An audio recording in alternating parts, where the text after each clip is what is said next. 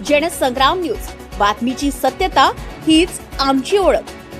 Wadner police station हद्दीतील गण्याने घेतले हौदोस। सगळ्याच बंद, फक्त गण्याच सुरू। शिरस गावात कायद्यापेक्षा गण्याचाच दबदबा। गण्याचे जाळे मजबूत की यंत्रणा कमकुवत। शिरस गावात गण्याची चलती, कायद्याची मात्र माघार। कथित अवैध धंद्यांवर पडदा की संरक्षण।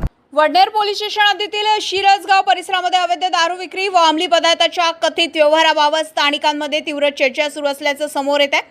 गावातील काही नागरिकांनी या प्रकारामुळे परिसरातील सामाजिक वातावरण बिघडत असल्याची चिंता व्यक्त केली असून संबंधित प्रकरणाची सखोल चौकशी करण्याची मागणी केली आहे। गोपनीय सूत्रांकडून मिळालेल्या माहितीनुसार शिरस गावात गण्या नामक व्यक्तीकडून कथितरित्या अवैध व्यवसाय सुरू असल्याच्या चर्चा रंगत आहे। विशेष म्हणजे परिसरात याबाबत सातत्याने चर्चा होत असतानाही अद्याप वडनेर पोलिसांकडून कोणतीच ठोस कारवाई झाल्याचं वडनेर पोलिसांकडून कोणतीच ठोस कारवाई झाल्याचे दिसून येत नसल्याने नागरिकांमध्ये प्रश्न उपस्थित होत आहे।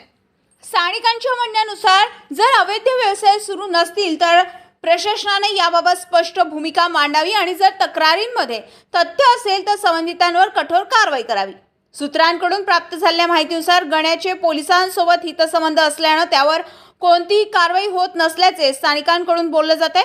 त्यामुळे आता वडनेर पोलीस स्टेशन या प्रकरणाची दखल घेणार का, हा चर्चेचा विषय ठरलाय।